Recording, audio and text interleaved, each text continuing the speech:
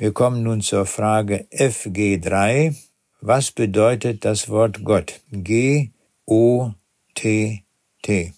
Die Antwort lautet: Das Wort Gott ist kein Akronym, das heißt ein aus den Anfangsbuchstaben mehrerer Wörter gebildetes Kurzwort, wie zum Beispiel UFO, unbekanntes Flugobjekt.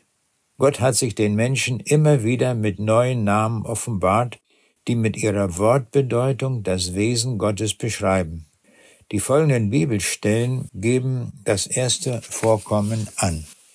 Elohim, 1. Mose 1, Vers 1. Gott, Pluralform, um die Dreieinigkeit von Vater, Sohn und Heiligen Geist auszudrücken. Eloah, 41 Mal im Buch Hiob, sonst nur vereinzelt. Gott, Singularform von Elohim. El, 1. Mose 33, Vers 20, Gott der Allmächtige. El Olam, 1. Mose 21, Vers 33, ewiger Gott. El Shaddai, 1. Mose 17, Vers 1, allmächtiger Gott. El Roi, 1. Mose 16, 13, Gott, der mich sieht.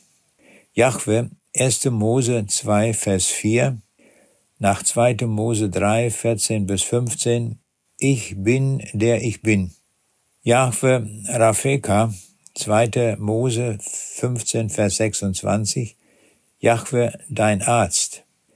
Jahwe Nisi, 2. Mose 17, Vers 15, Jahwe mein Panier. Jahwe Jireh, 1. Mose 22, 13 und 14, Jahwe er sieht. Jahwe Shalom, Richter 6, Vers 24, Jahwe ist Friede.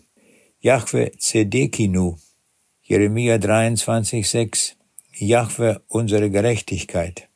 Jahwe Shammah, Ezekiel 48, Vers 35, Jahwe ist daselbst. Jahwe Roi, Psalm 23, 1, Jahwe mein Hirt.